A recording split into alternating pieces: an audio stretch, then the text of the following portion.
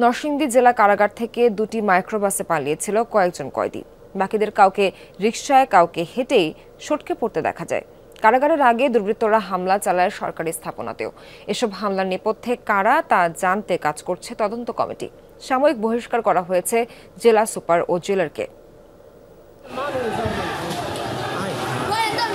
গেল ১৯ জুলাই বিকেল ৫টা সারা দেশ যখন উত্তাল, ঠিক তখনই নজিরবিহীন কাণ্ড নরসিংদী জেলা কারাগারে। হামলা চালায় কয়েকশো দুর্বৃত্ত। আইনশৃঙ্খলা বাহিনীর সাথে ঘণ্টা তিনেক চলে গোলাগুলি। কারারক্ষীদের মারধরের পর অর্ধ শতাধিক অস্ত্র ও গুলি লুটে নেয় দুর্বৃত্তরা। পালাতে থাকে কয়েদিরা। সে সময় দুটি মাইক্রোবাসে করে চিনিশপুর হয়ে চর্ণগর্দি সড়ক দিয়ে পালিয়ে যেতে দেখা যায় কয়েকজন কয়েদিকে। সেই সড়ক দিয়ে কেউ হেঁটে, আবার কেউ রিকশায় চড়েও সটকে পড়ে। এভাবে পালিয়ে যায় ৮২৬ কয়েদির সবাই। জুমার নামাজের পর মাধবদী বাসস্ট্যান্ডে প্রথমে জড়ো হয় দুর্বৃত্তরা। পৌরসভা ও ডাকঘরে হামলা, অগ্নিসংযোগ করে তারা। জেলা কারাগারের পর ইটাখোলা হাইওয়ে পুলিশ ফাঁড়িতে চালানো হয় তাণ্ডব। ঘটনার পরদিন পাঁচতোনাতেও চালানো হয় সহিংসতা। পকেট গেটটা ভেঙে এরা ভিতরে ঢুকছে। প্রথমে ঢুকে একটা হুন্ডা ছিল, হুন্ডা এরা এই জায়গায় মনে করেন যে ভাঙচুর করছে। ভাঙচুর করলে পরে এরপরে আমরা এদিকে আসলে পরে আমাদের ইট পাটকেল ছুটলে পরে আমরা সবাই এদিকে অবস্থান করছি। এরা এদিক দিয়ে ভিতরে ঢুকছে, চার সাইড দিয়ে এরা ভিতরে ঢুকছে।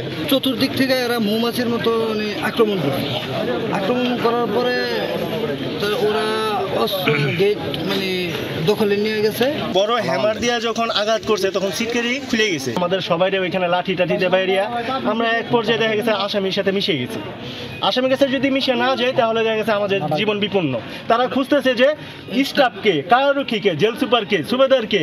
আক্রমণ এটা কোনো আন্দোলনের অংশ না, এটা রাষ্ট্রের বিরুদ্ধে ষড়যন্ত্র, চক্রান্ত, রাষ্ট্রের বিরুদ্ধে আক্রমণ। কারাগারে হামলাসহ সহিংসতার ঘটনায় জড়িতদের চিহ্নিত করতে কাজ করছে দুটি তদন্ত কমিটি। সাময়িক বহিষ্কার করা হয়েছে জেল সুপার ও জেলারকে। যে সমস্ত জঙ্গিরা আমাদের জন্য চ্যালেঞ্জ ছিল, তাদেরকে তারা মুক্ত করে নিয়েছে।